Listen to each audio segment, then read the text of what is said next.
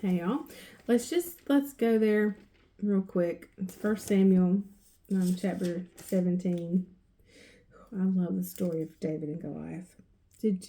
That'll preach all day long, every day, 365 days a year.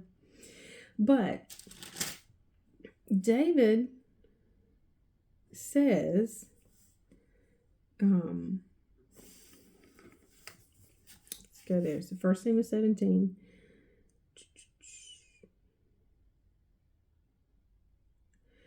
Verse 23. And as they talked, behold, Goliath, the champion of the Philistines of Gath, came forth from the Philistine ranks and spoke the same words as before, and David heard them. And all the men of Israel, when they saw the man, fled from him terrified. This is wild. And the Israelites said, have you seen this man who has come out? This man who stands 9 feet tall. Everybody runs when they see him. They ask David, have you seen this man? How could you not see this man? Surely he has come out to defy Israel, and the man who kills him, the king will enrich with great riches and will give him his daughter and make his father's house free from taxes.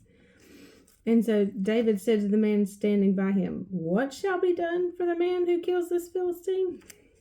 And the man told him, and let's go on down. And David said, I turn my pages.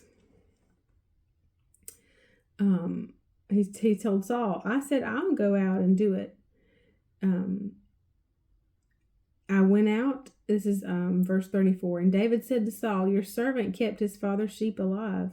And when there came a lion or again a bear and took a lamb out of the flock, I went after it and smote it and delivered the lamb out of its mouth. And when it arose against me, I caught it by its beard and smote it and killed it. Your servant killed both the lion and the bear, and this uncircumcised Philistine shall be like one of them, for he has defied the armies of the living God. David said, the Lord who delivered me out of the paw of the lion and out of the paw of the bear, he will deliver me out of the hand of this Philistine. See, David intimately knew God. He already knew God. He gives God the credit for delivering him out of the hand of the lion and the bear. And to him, this giant is no different. An enemy attacking what God has called him to do, or who God has called him to be, or in this case, Israel, his family, his country. And so, David was anointed king while he was a shepherd, and it was years before he actually became king. So, all the while knowing that it had been prophesied over him, and he was anointed. Samuel anointed David king, poured oil all over his head and anointed him as king. But it didn't happen immediately. He went back to the field, back to keeping his father's sheep, back to running his father's errands, taking his brother's food and rations as they needed.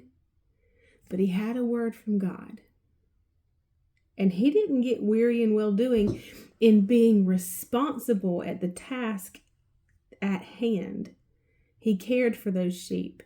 He defended those sheep.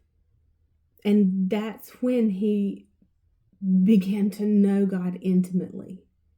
So when the giant came along, he already knew the God who would deliver him. He already knew him. And so we need to know him intimately so that the word is enough. That the word is enough. So all of these verses, for my words are of a kind that will be fulfilled in their appointed and strategic time. So think about Abraham's promise of a son at 75. Or Joseph's dreams in the middle of his jail time. So there is a day when the divine lines up with time, and it is miraculous. And if there has ever been a day that you can turn on the news and see that the divine is lining up with time, it's now. And so while Satan's intention is for us to be fearful and cower, we look at the things that are going on, knowing that God is lining things up for the deliverance of his people and the fulfillment of his word. And we'll pick up here tomorrow. I'll see you then. Bye, y'all.